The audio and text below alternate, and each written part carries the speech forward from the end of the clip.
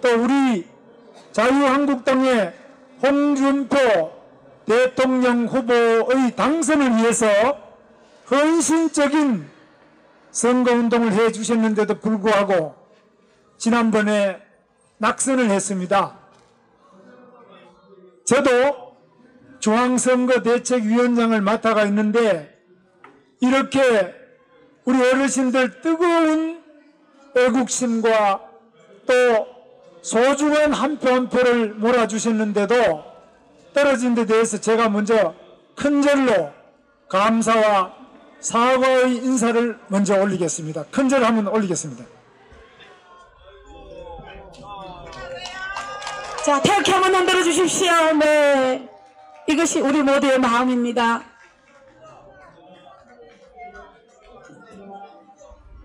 그러나 한편으로 생각해 보자면 우리 자유한국당에 대해서 정말 역사에 사라져야 될 정당이다. 또 적폐 정당이다. 부패 정당이다. 국정농단 세력이다.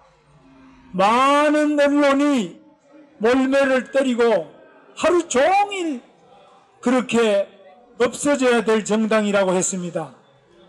그리고 우리 당의 당대표를 했던 사람, 또 박근혜 대통령 비서실장을 했던 사람, 대대로 국회의원도 하고 다 하던 그런 사람들이 우리 당을 버리고 탈당을 하고 또 우리 당을 버리고 박근혜 대통령 탄핵에 앞장을 섰습니다. 박근혜 대통령 탄핵이 이루어진 것은 바로 박근혜 대통령 밑에서 비서실장을 하고 국회의원을 하고 좋은 거 다 하던 사람들이 이렇게 박근혜 대통령을 탄핵을 해서 지금 감옥에 있습니다. 저는 이런 것을 보면서 정치가 무엇인지, 신의가 무엇인지, 의리는 또 무엇인지 많이 생각해 봅니다. 그리고 정말 우리가 가르치는 교육이 무엇인지, 우리가 인간이 살아가면서 호도는 무엇이고 충성은 무엇이고 신의와 우애와 또 헌신이 무엇인지 이런 것들을 너무너무 많이 생각해 본 지난 몇 개월이었습니다. 그런데 우리 이 자리에 오신 태극기를 드신 어르신들께서는 이 모든 것을 다 꿰뚫어 보시고 아무리 비바람이 치더라도 아무리 눈보라가 치더라도 아무리 언론이 떠들더라도 아무리 헌법재판소가 무슨 탄핵이다 파면이다 때리더라도 박근혜 대통령이 감옥에 가든 말든 또 우리가 밀었던 홍준표 후보가 대통령이 되든 말든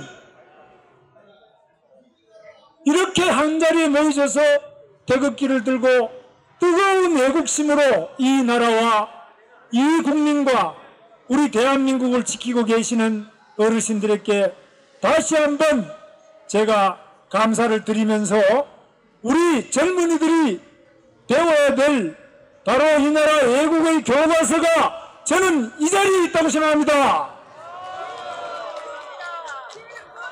우리 국민들이 배워야 될 진정한 의리, 진정한 신의가 바로 이 자리에 있다고 생각합니다.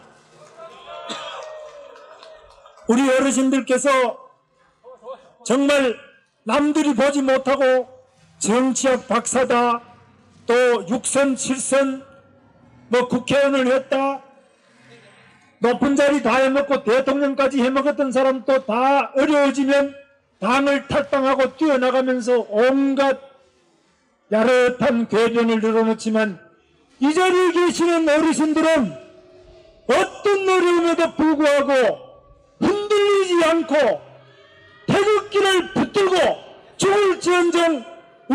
대한민국을 지켜주시고 이 국민의 미래를 위해서 목숨 바쳐 헌신하신 여러 어르신들이 진정한 이 나라의 주인이요 애국자라고 생각합니다. 역사 교과서가 따로 없습니다. 사회 교과서가 따로 없습니다. 또 충성과 효도에 대한 교과서가 따로 없습니다. 정치 도의에 대한 교과서가 저는 바로 이 자리에 앉아 계시는 여러분들이 바로 교과서라고 생각합니다. 자, 그런데 문제는 우리가 대통령 중심제 아래서 우리 대통령 선거에 졌습니다. 그리고 이번에는 지자마자부터 바로 그 다음 날부터 여러 가지 놀라운 일들이 우리 눈앞에 펼쳐지고 있습니다. 저는 여러분 아시는 것처럼 운동권 출신입니다. 제가 국가보안법 위반해서 감옥을 2년 6개월 살았던 사람입니다. 저도 한때 이 대한민국 안 된다 이렇게 생각을 했습니다. 그리고 감옥도 살고 제가 청춘을 그렇게 보냈습니다. 우리 서경석 목사님도 마찬가지지만, 그런데 지금 청와대 비서실장으로 온 사람 아시죠? 저는 감옥을 2년 6개월밖에 안 살았는데 저 사람은 3년 6개월 살았어요. 저보다 1년을 더 살았어요. 여러분 아시죠? 저 사람은 저보다 후배지만은 전국의 주사파라는 건 여러분 아시겠습니다만 주체사상파인데, 주체사상파라는 거는 뭐냐? 위수 김동, 위대한 수령 김일성 동지를 찬양하고 위대한 수령 김일성 동지를 위해서 목숨을 바치겠다고 하는 바로 조선민주주의인민공화국과 그 수령 김일성에 대해서 충성하는 세력을 바로 주사파라고 하는 것입니다. 그 주사파 전국의 대학생 총대장이 되어가지고 감옥에 잡혀가서 3년 6개월이나 감옥을 살고 나와서 국회의원도 했는데 그 뒤로 어떻게 자기 생각이 바뀌어졌는지 말을 하지 않고 있습니다. 중요한 것은 감옥에 갔다가 감옥 살고 나왔다고 생각이 바뀌는 게 아닙니다.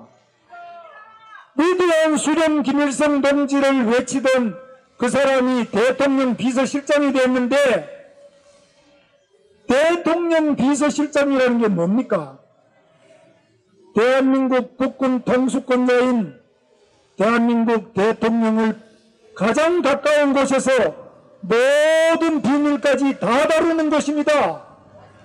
우리나라에는 대통령 다음에는 그보다 더 많은 비밀을 다루고 있는 사람이 없습니다. 그리고 북한 김정은이 저 적국과 적의 수괴, 김정은이 어떻게 하고 있는지, 또 우리의 우방 동맹인 미국이 어떻게 하고 있는지, 이 모든 최고급의 정보와 가장 핵심적인 정보와 군사적인 또는 각종 국가적인 큰 기밀을 다루고 있는, 특급 비밀을 다루고 있는 사람이 바로 대통령 비서실장 아닙니까, 여러분? 그러면 저는 요구를 합니다. 대통령 비서실장이 과거에 감옥을 3년 6개월이나 살 때는 분명히 위대한 수령 김일성 동지를 찬양하고 거기에 충성하는 그 세력이었는데, 생각이 바뀌었는지 안 바뀌었는지 반드시 물어보고 본인 생각이 어떻게 바뀌었는지, 지금은 어떤 생각인지 이것을 반드시 물어볼 권리가 우리 국민들한테 있다고 생각합니다. 그런데 지금 현재 청문회 제도는 국회에서 국무총리나 장관은 청문을 하는데 비서실장 청문은 없어요.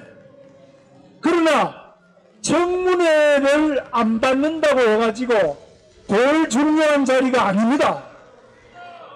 청문회를 안 받지만 비서실장은 어떤 장관이나 총리보다도 더 비밀을 많이 다루는 곳입니다. 왜냐?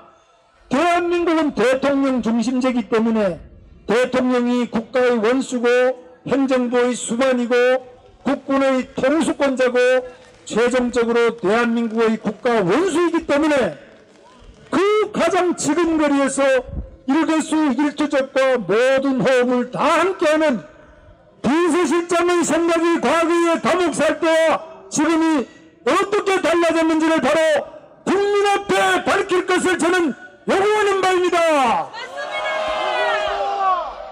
요구한다! 요구한다! 요구한다! 요구한다! 두 번째로 민정수석이라는 자리 있습니다. 여러분, 민정수석 된 사람도 아시죠? 민정수석 된 사람도 마찬가지로 이 사람도 옛날 산호명이라고 제하고 관계되는 조직이었습니다.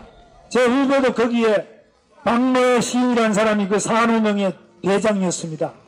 그 산호명도 마찬가지로 대한민국 태극기를 부정하고 혁명으로 이 나라를 전복시키고 사회주의 국가를 건설하자는 그런 것이 산호명입니다. 거기에 관계했던 사람이고 그 때문에 다 감옥에 갔다 온 사람들입니다. 이런 사람들이 주변에 너무너무 많이 데리고 오는데 생기기는 다 멀쩡하게 생겼어요. 겉으로 보면 다 멀쩡한데 속은 완전히 이 대한민국의 태극기를 부정하는 세력입니다. 그러면 이 사람들이 어떻게 생각이 바뀌어졌는지를 대한민국 언론이 꼬치꼬치 묻고 그것을 따져가지고 밝혀줘야 되는데 우리 언론이 요즘에 영 말이 무뎌졌어요. 그것을 영어로는 허니문이라 그러는지 몰라도 허니문 좋은데 대한민국에 있어야 허니문이 있는 거 아닙니까 여러분? 대한민국을 부숴가지고 새로운 나라를 만들겠다 그러는데 무슨 허니문이 있습니까 여러분? 요즘에 이상한 소리가 많이 나옵니다. 저는 국정교과서를 또 완전 폐기하라고 하는데 저는 경기도지사를 할 때 이 공무원들이 너무너무 애국심이 없어요. 그래서 제가 왜 그러냐 물어보니까 이 국사교과서를 했는데 그 교과서를 읽어보니까 제가 그 교과서를 봐도 도저히 그 교과서를 배워가지고는 대한민국에 대한 충성을 할 수가 없어요. 왜? 대한민국은 태어나지 말아야 될 나라. 대한민국이 태어났기 때문에 남북이 분단이 됐다. 단독정부라는 게 분단을 시켰다. 두 번째, 대한민국은 이승만이가 친일파하고 친미파 이런 사람 바로 민족 중심의 국가가 아니고 외세에 의지하는 친일파, 친미파 이런 자들이 세운 나라다 이렇게 써놨어요. 거기다가 또 이승만 독재자고 박정희는 쿠데타를 했고 또 군사 독재를 했고 유신을 했고 이런 것만 계속 가르치니까 이 나라를 그 교과서 배운 사람들이 나라를 위해서 충성을 할 수가 없기에 이렇게 국사교과서를 만들어 놨습니다. 이런 교과서를 가지고 대한민국 초중고생들이 배우고 있는데 이 교과서는 문제가 있는 거 아닙니까 여러분? 맞습니다. 그래서 제가 우리 경기도 공무원 이렇게 하면 안 되겠다. 그래서 제가 교과서를 다시 만들었습니다. 그래서 만들어가지고 지금 국정교과서하고 똑같은 내용이에요. 만들어가지고 교육을 시키니까 또 경기도 의회가 야당이 많은데 경기도 의회에서 이거 폐기하라 이렇게 해가지고 여러 가지로 어려움이 있었습니다. 그런데 지금 우리 문재인 대통령 되고 난 다음에 바로 국정교과서를 폐지하라 이게 적폐다고 하는데 저는 문재인 대통령께 물어봅니다. 어떤 부분이 우리 국정교과서가 잘못됐는지 무엇이 적폐인지 답을 해 주시기 바랍니다 여러분. 답을 하라.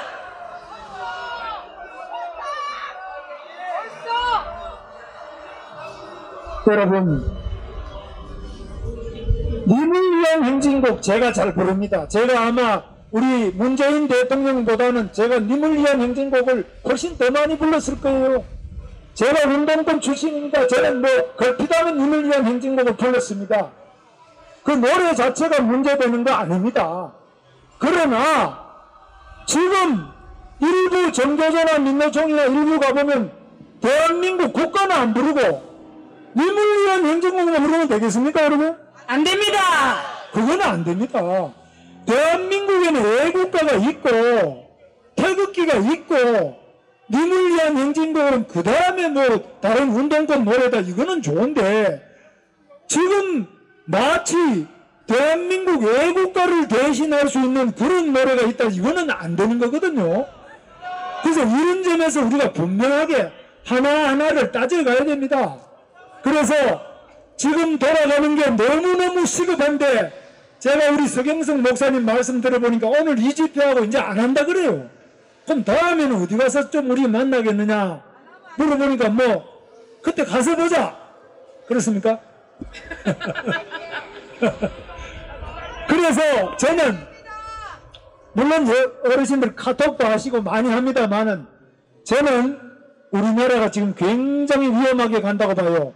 사드를 또 뭐 어떻고 저떻고 하는데 사드는 박근혜 대통령하고 벌써 미국하고 다 합의가 된 거 아닙니까?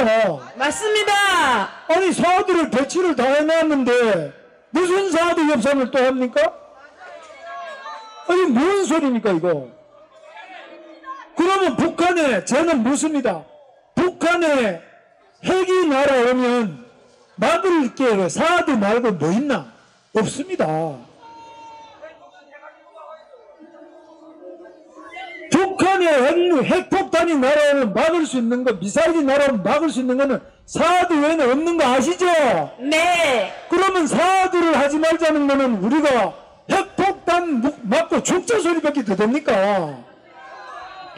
저는 그래서 이렇게 사드까지 반대하는 사람들이 어떻게 핵 미사일을 막는지에 대한 답도 없이 무조건 사드 안 된다고 반대하는 사람은 대통령 대선은 안 된다고 생각합니다. 맞습니다. 사드 반대하는 사람은 국회의원 대선도 안 된다고 생각합니다. 맞습니다. 정말 이 나라를 지키기 위해서 이 국민의 생명을 지키기 위해서 사드는 최소한도 기본 필수인데 이거를 반대하는 이런 이야기가 바로 대통령 선거 끝나고 난 다음부터 바로 나온다는 이 자체가 이게 말이 됩니까 여러분?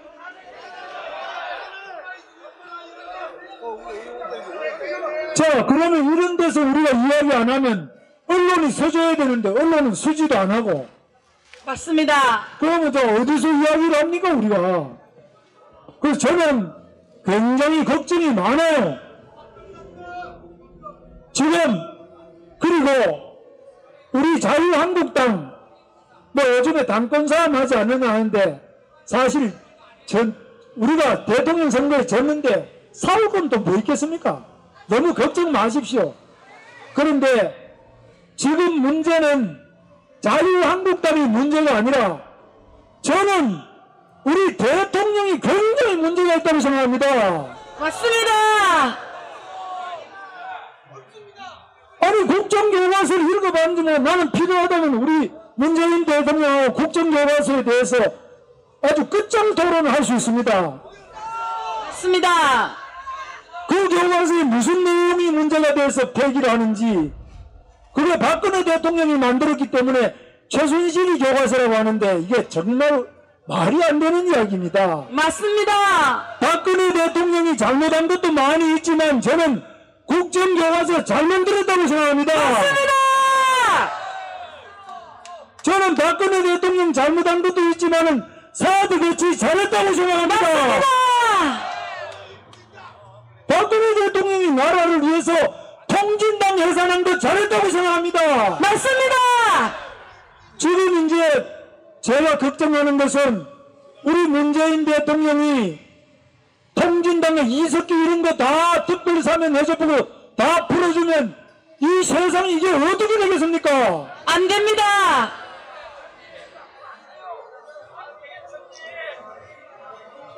저는 그것이 걱정입니다. 그래서 저는 이 나라 대한민국이 지금 어렵지만, 그리고 이렇게 시커멓게 하늘은 시커멓고 비는 쏟아지고 바람이 불지만 태극기를 들고 계시는 여러 어르신들 정말 감사합니다. 아무 선거운동 하라고 여러분들한테 좀 대접을 해드리는 것도 없고 아무것도 없이 그냥 오직 나라를 사랑하는 뜨거운 마음으로 그 찬바람 눈비를 맞으시면서 이렇게 고독하게, 사람이 많을 때는 기운이 안 나죠. 사람도 별로 없는데 저 동아일보 처마 밑에서 저렇게 외롭게 서셔서 정말 아픈 가슴을 달래면서 계시는 우리 어르신들께 너무너무 감사합니다. 저는 정말 우리 어르신들의 이 뜨거운 애국심을 잊지 않고, 저는 우선에 자유한국당 야당이고 죄를 많이 지은 정당에 속해 있습니다만은 다시 한번 새롭게, 또 새롭게, 나날이 더 새롭게 우리 스스로가 발전하고 바뀌면서 반성하면서 정말 이 나라와 우리 국민들의 안녕을 위해서 최선을 다할 것을 약속을 드립니다. 제가 다시 한번 우리 어르신들 비가 오는데도 불구하고 이렇게 비 맞으시면서 자리에 앉으셔서 뜨거운 애국심을 모범으로 보여주시는, 어떤 교과서보다 더 모범적으로 나라 사랑이 무엇인지를 보여주시는 어르신들께 큰절을 하는 올리로 제가 말씀을 마치도록 하겠습니다. 네.